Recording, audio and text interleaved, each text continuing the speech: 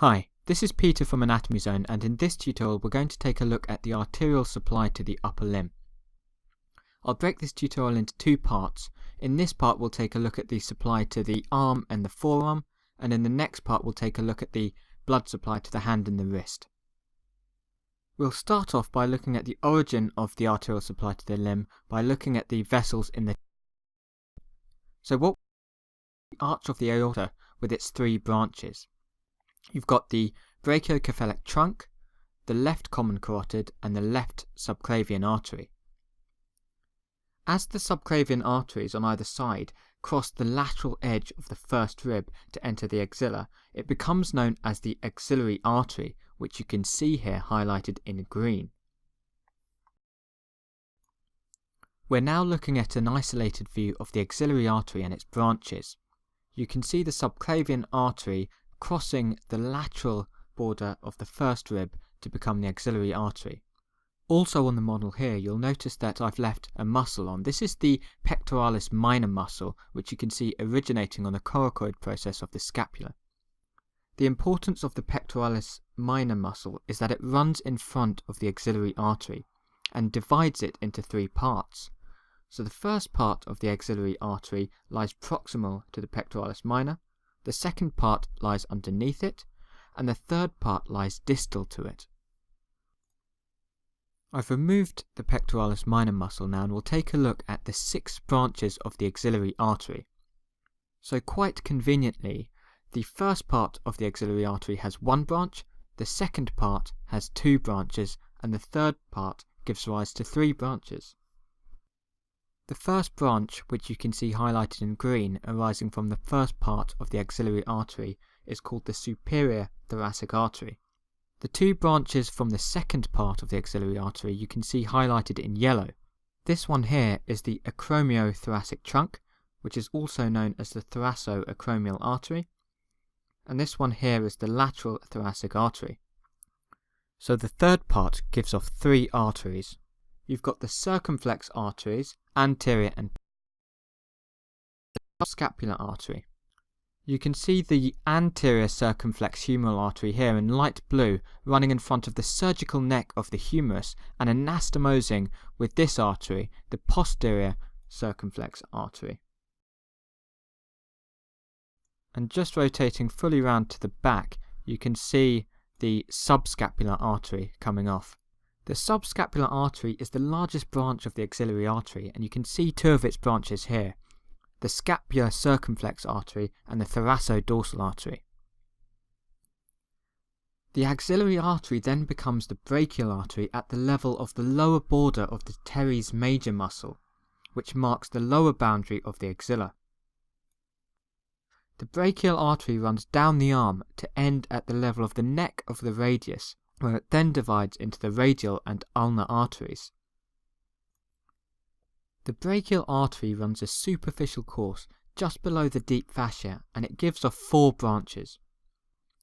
You've got the profunda brachii artery, which is highlighted in yellow. This is the deep artery of the arm.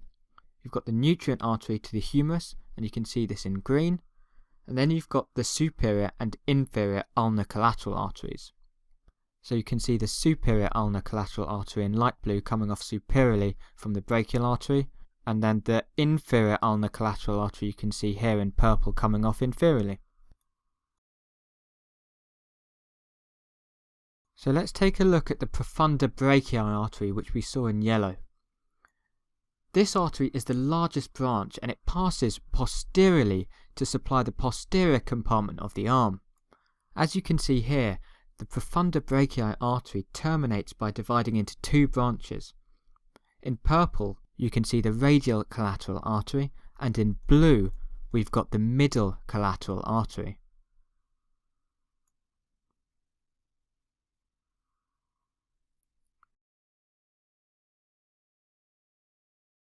So we've now looked at 4 collateral arteries. We've got the ulnar collateral arteries, which arise directly from the brachial artery, and you've got a superior and inferior ulnar collateral artery.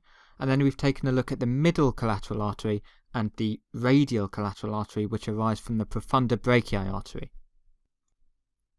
So I've just zoomed in a little bit, and if I rotate the model round so we have a posterior view of the elbow, you can see how these collateral arteries anastomose around the elbow joint to form this rich anastomotic network.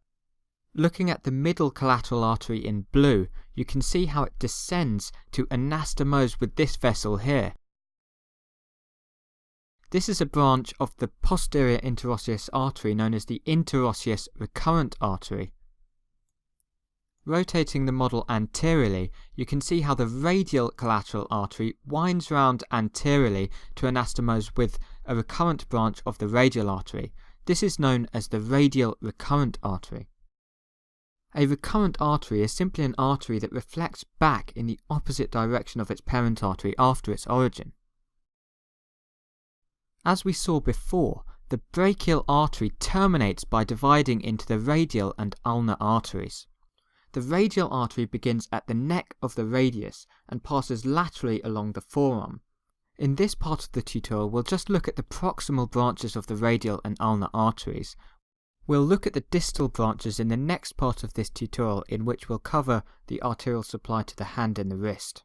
So proximally, the radial artery only has one branch, the radial recurrent artery, which we've just looked at, anastomosing with the radial collateral artery. Now the ulnar artery, which we're looking at here, passes along the medial aspect of the forearm. Proximally, it gives off the ulnar recurrent arteries. So remember, a recurrent artery is simply an artery which reflects back in the opposite direction of its parent artery. There are two ulnar recurrent arteries, anterior and posterior. In this model, they're seen originating from a common trunk, but often they will arise directly from the proximal ulnar artery. So we saw the superior and inferior ulnar collateral arteries arising directly from the brachial artery in the first part of this tutorial, and we can see how they anastomose with the ulnar recurrent arteries. Now a little bit more distally, there's another branch given off the proximal ulnar artery. This is the common interosseous artery, which divides into an anterior branch and a posterior branch. I've zoomed in a little bit closer, and you can see here the anterior interosseous artery, which descends down the forearm on the anterior aspect of the interosseous membrane. If I rotate the model posteriorly, we can see the posterior interosseous artery, and it gives off the interosseous recurrent artery, which anastomoses with the middle collateral artery, which we saw before was a branch of the profunda brachii artery. So we've taken a good look at the anastomotic around the elbow joint, and we've looked at the proximal branches of the radial and ulnar arteries that contribute to this, as well as the branches of the brachial artery.